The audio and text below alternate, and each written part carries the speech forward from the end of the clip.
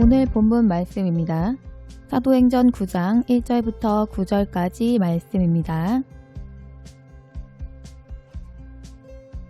사울이 주의 제자들을 대하여 여전히 위협과 살기가 등등하여 대제사장에게 가서 다메섹 여러 회당에 갈 공문을 청하니 이는 만일 그 돌을 쫓는 사람을 만나면 물론 남녀하고 결박하여 예루살렘으로 잡아오려 함이라. 사울이 행하여 다메섹에 가까이 가더니 후련히 하늘로서 빛이 저를 둘러 비추는지라. 땅에 엎드려져 들음에 소리 있어 가라사대 사울아 사울아 내가 어찌하여 나를 핍박하느냐 하시거늘 대답하되 주여 니시오니까 가라사대 나는 네가 핍박하는 예수라. 내가 일어나 성으로 들어가라 행할 것을 내게 이를 자가 있느니라 하시고 같이 가던 사람들은 소리만 듣고 아무도 보지 못하여 말을 못하고 섰더라. 사울이 땅에서 일어나 눈은 떴으나 아무것도 보지 못하고 사람의 손에 끌려 다메섹으로 들어가서 사흘 동안을 보지 못하고 식음을 전폐하니라. 아멘.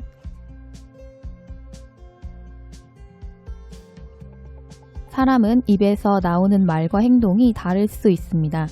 입으로는 사랑한다고 말해도 그의 행위를 보면 사랑하지 않는다는 사실을 알 수 있는 경우도 있으며 사랑한다고 말로 하지 않았다고 하더라도 그의 행위를 보면 사랑하고 있는 사람임을 알 수 있는 경우도 있습니다. 그러므로 누군가를 사랑하면 상대를 기쁘게 하고자 노력하게 되는 것이 아주 자연스러운 일입니다. 그래서 마음에 드는 사람을 만나서 연애를 하게 되면 상대방이 아닌 다른 사람에게 그 상대에게 어떻게 해줄 것을 모두 물어서 해주는 것은 이상한 일입니다. 상대에게 선물을 주거나 맛있는 음식을 함께 먹으러 가거나 할 때 상대방과 나의 의견이 아닌 제3자, 부모님이나 친구에게 물어서 결정하는 것은 조금 일반적이지 않은 일입니다. 연애에 대해서 서툴다면 다른 사람의 조언을 얻을 수는 있으나 남이 해주라는 대로 해주고 가라는 곳으로 가고 먹으라는 것을 먹으면서 연애한다는 것은 사실 이상한 일일 수밖에 없습니다. 그렇게 연애의 모든 순간을 남이 시키는 대로 한다면 좋은 결말을 맺는다는 것은 불가능할 것입니다. 우리의 신앙생활도 마찬가지입니다. 우리들도 하나님과 사귀고 있는 중이기에 하나님과 연애하고 있는 것과 마찬가지이기 때문에 오직 하나님의 말씀에 귀를 기울여야 합니다. 오늘 본문에서는 위대한 사도 바울이 회심하기 이전의 모습으로 예수님을 만났던 인생의 전환점에 대해서 증거하고 있습니다. 그 전까지 사울은 예수님을 몰라서 오해하여 예수님을 믿는 자들을 이단자들이라 믿었지만 하나님께서는 사울에게 기적적인 전환점을 허락해 주심으로 말미암아 예수님을 진짜로 알게 되면서 그의 인생은 완전히 변하게 되었습니다. 우리 역시 이렇게 놀라운 전환점은 아직 만나지 못했다고 하더라도 우리가 하나님을 왜 믿는지, 왜 알아야 하는지는 이미 우리가 다 알고 있기에 신앙생활을 하고 있는 것입니다. 그러므로 힘써 하나님을 알아 하나님을 기쁘시게 하고자 한 걸음 한 걸음 말씀대로 순종하며 노력한다면 하나님께서는 우리에게도 분명히 하나님을 알게 하시고 하나님을 사랑하는 놀라운 마음을 허락하여 주실 것입니다. 본문은 바울된 사울이 다메섹을 향하여 달려가고 있는 장면입니다. 사울은 스스로 말하기에 율법에 굉장히 열심이었던 사람이었습니다. 또한 당시 최고의 율법학자였던 가말리엘 문화에서 수학하여 율법과 구약성경에 굉장히 능통한 사람이었습니다. 이러한 사울은 당시에 급격하게 퍼져나가고 있는 복음을 저지하기 위해서 이스라엘 최북단 지역보다 훨씬 멀리 있었던 다메섹까지 예수님의 제자들을 잡아들이기 위해서 말을 타고 달려갔습니다. 다메섹은 예루살렘에서 굉장히 장거리이므로 아무도 가지 않았던 곳인데도 불구하고 사울은 열심을 내서 갔던 것입니다. 그렇게 달려가던 사울이 다메섹 근처에 이르렀을 때 갑작스럽게 하늘에서 강한 빛이 비춰지며 낙마하게 됩니다. 땅에 떨어져 엎드러져 있던 사울에게 하늘에서 어찌하여 나를 핍박하느냐고 묻는 소리가 들립니다. 사울은 그 목소리를 향해서 정직하게 누구신지를 물어보게 됩니다. 우리가 보통 신앙생활을 시작하기 위해서 교회에 나가보면 먼저 기도하라고 하고 혹은 봉사하라고 하고 어떤 이들은 복을 받아야 함을 강조하면서 헌금하고 헌신하라고 권하기도 합니다. 그러나 이것은 아주 잘못된 신앙생활의 첫걸음인 것입니다. 오늘 바울 사도가 예수님을 만나는 이 장면을 통해 하나님께서는 하나님을 찾는 사람들이 무엇을 먼저 해야 하는가를 명확하게 알려주시는 것입니다. 사울은 먼저 자신에게 다가오는 그분을 향해서 누구신지를 물었습니다. 다른 이들보다 더 큰 열심으로 율법을 지키고자 하는 사울의 앞길을 강압적으로 다가와서 막아버리는 그 존재가 누구인지를 물어본 것입니다. 우리는 내게 다가오시는 그분이 누구인지를 먼저 알아야 합니다. 하나님께서는 우리에게 예수를 바라보자고 말씀하셨습니다.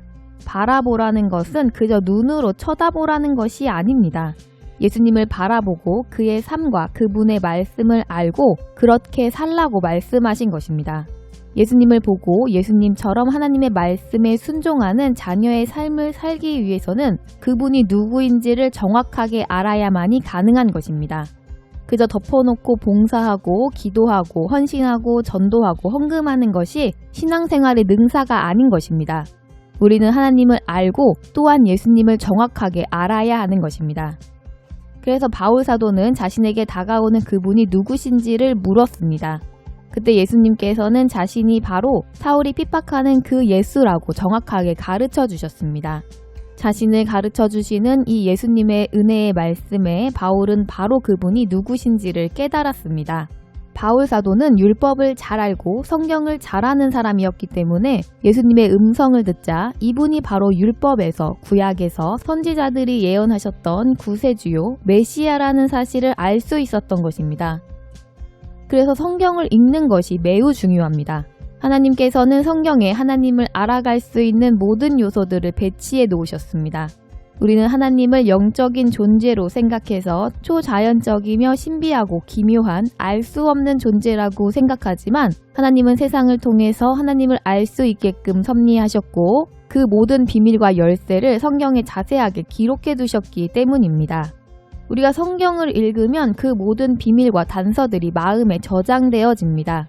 그리고 그 말씀이 마음에 저장되어 있을 때 우리가 목회자를 통해서 말씀을 듣게 되면 하나님께서 저장된 말씀을 깨닫게 하심으로 그 말씀을 통해서 하나님을 알아가게 되어지며 하나님의 인도하시는 말씀에 순종할 수 있는 은혜를 얻을 수 있게 되어지는 것입니다.